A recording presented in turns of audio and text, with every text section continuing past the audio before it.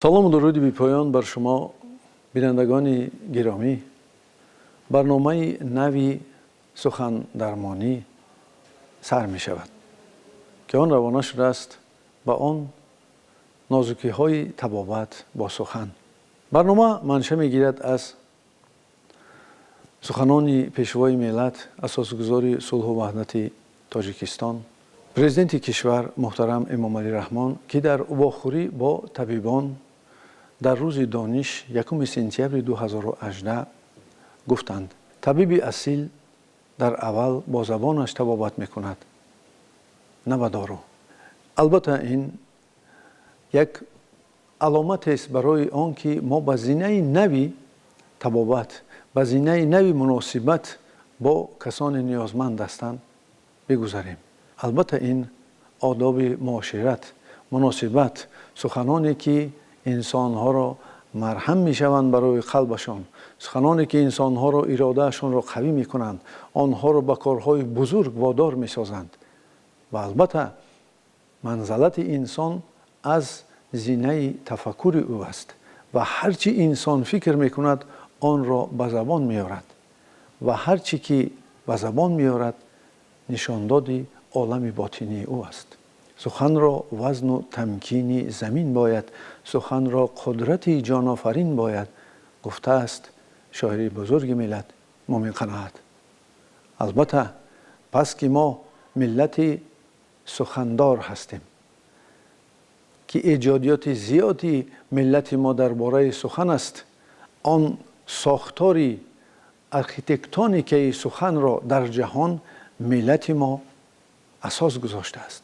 бо он эҷодиётеш ки ҳанӯз касе дар масъалаи эҷодиёти сухан ба миллати мо нарасидааст. ва ин аст мақоми миллати мо, мақоми сухандону китобдорӣ, мақоми маънавиёт. ва дуруст қайд карданд пешвои миллат ки мардуми мо миллати бо фарҳанг аст. пас барои ин фарҳанги бузургро эҳё кардан дар замоне ки мо имрӯз истиқлолият дорем, албатта мо бояд ба суханоне ки аз забони худ мегӯем диққат диҳем ва иттилооте ки суханоне ки мешунавем диққат бидиҳем ва бидонем ки аз ки мо чӣ мегирем, чунки шахсияти мо, ҷаҳони ботинии мо, муносибати мо аз сухан сохта мешавад ва мардуми мо беҳуда намегӯянд то мард сухан нагуфта бошад, айбу ҳунараш наҳофта бошад. пас ин барнома барномаи ниҳоят муҳим барои ҷамъияти имрӯзинаи мост. кам нестанд касоне ки дар муносибат бо табибон ё ки бо роҳбарон ё бо касоне ки бо онҳо ҳамкорӣ доранд, аз сухани онҳо, аз заҳри сухани онҳо, аз неши сухани онҳо осеб мебинанд. як бемориро дар тиб ятрогения мегӯянд, аз ҳисоби духтур бемор шудан. яъне суханони духтур чунон мешаванд ки дар майнаи сари бемор як маркази касалӣ ба вуҷуд меояд ва онро нест кардан барои духтурони соматикӣ, яъне баданӣ, хело мушкил аст ва духтур бояд равоншинос бошад ки битавонад он заҳри сухан ки аз ҷониби духтур мутаассифона шудааст онро тоза кунад. ва бинед ҳар рӯз мо ба якдигар сухан мегӯем, бо забони худ якдигарро мо муаррифӣ мекунем, якдигарро мо мефаҳмонем, якдигарро мо ба чизе водор месозем, чизеро мо шарҳ медиҳем ва ана ҳамин сатҳи сухан, сатҳи забон, донистани он, маънии он, маърифати он муайянкунанда аст пешрафти ҷамъияти моро. ва имрӯз ҷамъияти мо пухта шудааст дар он масъала ки диққат медиҳад ба сухан, диққат медиҳад ба забоне ки мо онро ба кор меандозем ва албатта дар ояндаҳои наздик боз он мақоми лозимие ки миллати мо дошт дар ду зинаи пешинаи тараққиёти худ боз мерасад. шӯри кайҳон гуфт бишав ва бишуд ва ҳамаро ба андозае сохт. ва миллати мо миллати китобдор, миллати сухандон, сухангӯ аст. пас мо тавонистем ки бисёр халқҳое ки дар рӯи замин ҳастанд онҳоро биомӯзонем ва беҳуда миллати моро муаллими осиё намегӯянд. бисёр бузургони мо сабаби он шуданд ки дигар қавму миллатҳо албатта соҳиби забон دانش و اطلاعات شدند.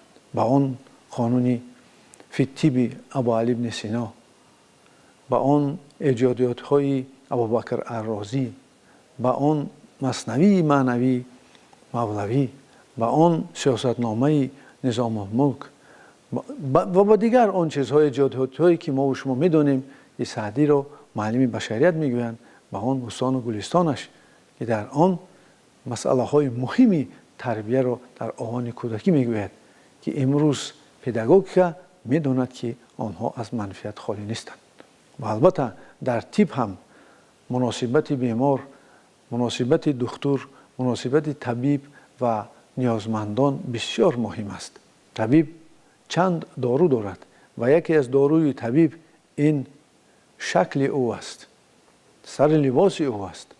دوم البته این چهره او و آن مناسبت صمیمیتی که او نسبت به آن کسانی که پیشش می روند. طبیب چند دارو دارد و یکی از داروهای او این شکل او است.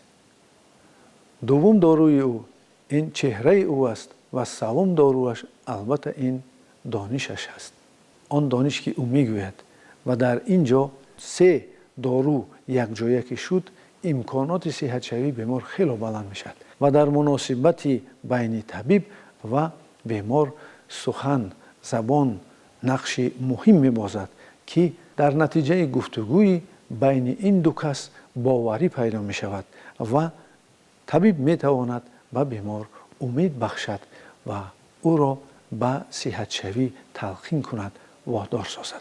ولی در حالت نادرست گفتن، در حالت نادرست اطلاعات گرفتن یا اطلاعات را دادن سبب مشکلات مناسبت و پیدا شدن نافهمی ها، ناباوری ها می شود که زیان می رساند در روش طبابت.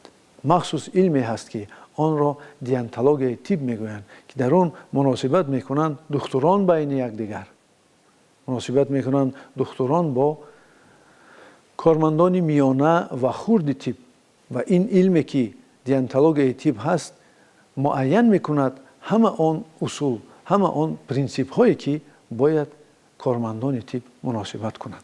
متاسفانه از این علم کم حالا استفاده میبرند و شاید بعد برآمد پیشوای ملت و این برنامه هایی که ما میکنیم توجه کارمندان طب به این زیاد شود و در این مسئله دقت مخصوص دهند. وزارت تندرستی و حفظ اجتماعی اهالی جمهوری تاجیکستان یک سمت طبی روانی دارد که در آن نگهبانی و طبابت آن بیماری هایی هست که بر روان انسان تأثیر دارند یا که از روان انسان میبرایند. و این برنامه‌ای که در این وزارت تحریزی شده است امروز توانسته است که بسیار کسانی که از بیماری های روانی اذیت میکشند آنها را سری وقت طبابت کنند و به سلامتی برگردانند. ما طبی را امروز ایجاد کرده ایم که هم در سمت سوماتیکی یعنی بدن و هم در سمت روانی فعالیت میکند و ما میتوانیم که هم با روان یعنی تاثیر رسانیم با سخن، با تاثیرات های روانی و هم با واسطه دارو و گیاه و علف های فایده آور و چیزهای دیگری که انسان ها استعمال میکنند تا اینکه موازنت دو حالت جسمی و حالت روانی آدمان را، بیماران را جابجا کنیم. و البته ناگفته نماند که شما میتوانید در اول دقت دهید به فکرهای خود. شما میتوانید آن سخنانی که به یکدیگر میگوید آنها رو دقت دهید که به گوشای شما تاثیر میرسانند، به عقل شما، به احساس شما یا به دیگر سمت‌های حیاتی مهم شما. و البته یکی از سبب‌های آن که ما بتوانیم با زبان، با سخن طبابت کنیم این البته کتاب خواندن است. کتاب خواندن این زیاد کردن اطلاعات خود، دانش خود و برنامه‌ریزی معنی سر است.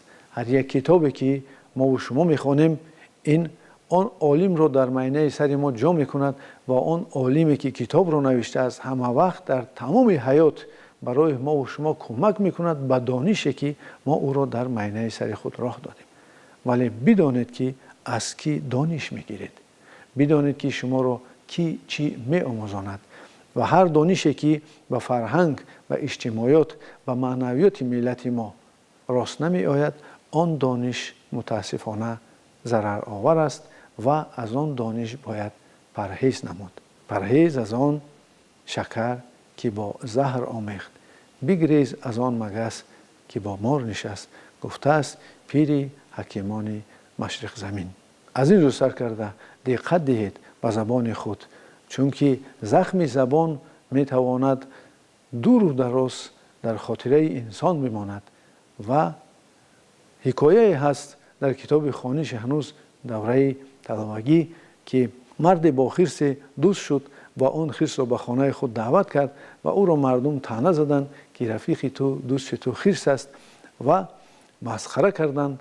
آن خرس سر خود را پیش دوست خود فرو آورد و گفت مرا به تبر بزن و او را دوستش از ناراحتی خود ضربه با تبر زد و فکر کرد که شاید به همین میمیرد، ولی خرس رفت و صحت شد و روز باز این مرد باز به دشت و بیابان رفت برای کارهای خود و آن خرس را دید و گفت خرس بنگر دوستم، زخمی که با تبر زدی صحت شده است، ولی زخم سخن هنوز نرفته است.